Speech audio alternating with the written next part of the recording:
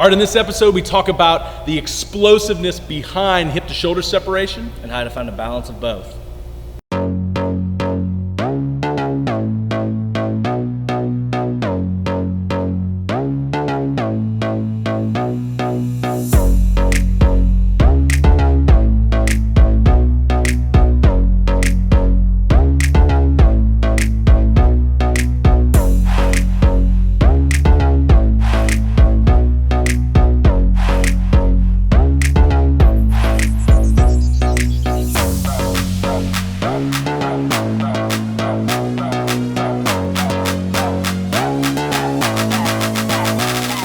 All right, Brent Porcio, Stephen Godani here at the @TopVelocity #PitchingTips show, where you go to Twitter, Facebook, Instagram, and @TopVelocity #PitchingTips. You ask your question on anything we do here, anything on pitching, and we're going to answer it on the show. And if you haven't already, please subscribe to the YouTube channel, like the video, share it with friends, retweet it, follow us on Twitter, whatever. We want to reach out to you and get more questions from you and get more information to you and keep this going. And we appreciate all the questions so far. It's really been great. So what is the question for today? Nathan Wells asks, will a more explosive lower half inevitably lead to greater hip to shoulder separation? Oh yeah, really good question. Okay, so will a more explosive lower half increase hip to shoulder separation? Yes, but you have to put yourself in position where you are actually in some hip to shoulder separation, and then the explosiveness will enhance it, and that's what we want to do. And that's what I tried to do in developing the 3X velocity system, which is the throwing drills in the 3X pitching velocity program, where you start feet straight, which is a simulated front foot position, and your hips are open and shoulders are closed and all your separation throws. So you're actually starting at front foot with the feeling or in hip shoulder separation, and then when you lift and drive, which is how you start the drill, you're trying to put power in that hip to shoulder separation, and you'll see what it does is it enhances it, and that's really what we're trying to do. The more hip to shoulder separation, the more separation timing from when the hip speeds peak to when the shoulder speeds peak. Studies have correlated and linked to an increase in ball speed. So we're really just trying to take advantage of the physics here.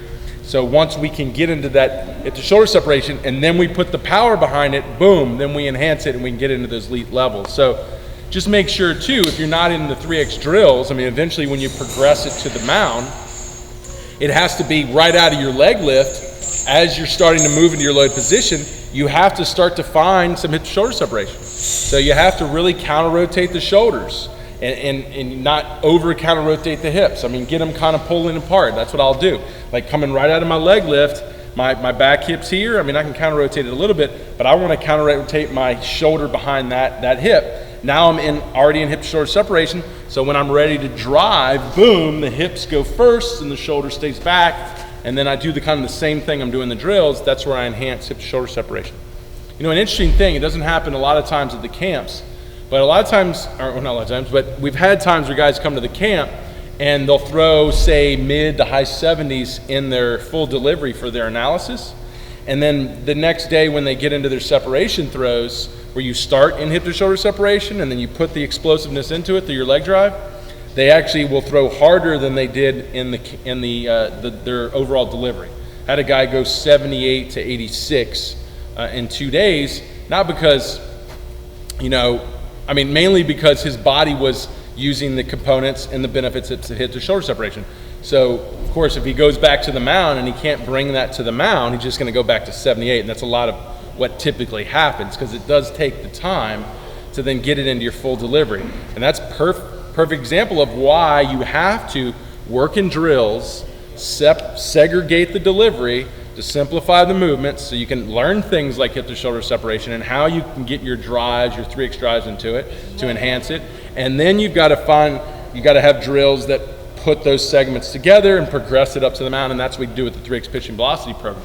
So trying to learn hip to shoulder separation and trying to get more explosive hip to shoulder separation through your full delivery is going to be pretty much impossible unless you're already kind of doing it. So I wouldn't recommend that. But yeah, that's a good question. Explosiveness will increase hip to shoulder separation if you're already in creating hip to shoulder separation and positionally. You're already putting yourself in those positions before you start that explosive drive. What do you have to add to that?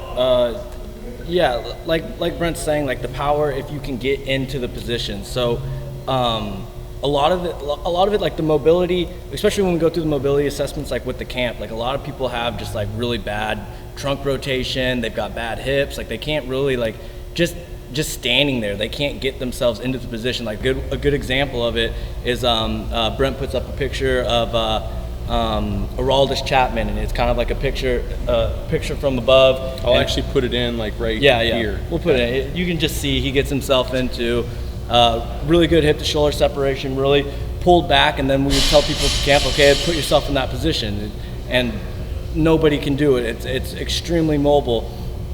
But then the beautiful thing about him is not only can he put himself in that position, but he has the power to power himself through that. So if you don't have the mobility to get into that kind of position, but you still have the power, it's not going to do that much, because like Brent always says, mobility is a thing that it buys you time. So when you can get yourself into those positions, you don't need necessarily as much power. So if you're really mobile and you can get yourself in that position, like you need power to power yourself through, but you're giving yourself more time to be able to create it. Guys who have less mobility are going to need more power in that. So if you're a guy who's just tapped out, like you're going to get as much mobility as you're going to get, then you're going to need to build more power to be able to compensate for that. Yeah, and sometimes at that point, and because you're doing two things at once, you're trying to get power down the mountain, and then you're trying to load and counter rotate and build the eccentric forces off that power. So it's like a scale. It's like you're trying to get more power, and sometimes you start to lose the ability to counter it and load it, to the mobility to give it time to transfer.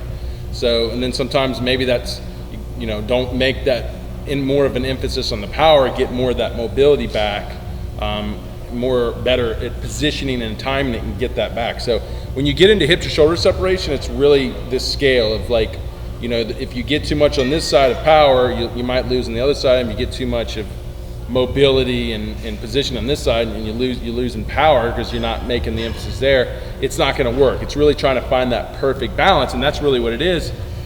Because what it is, hip to shoulder separation is it's an equal and opposite force. So, like for a rubber band, to pull a rubber band, I have to pull a force here, but I actually have to equal that force here to stabilize it. If not, it would come back.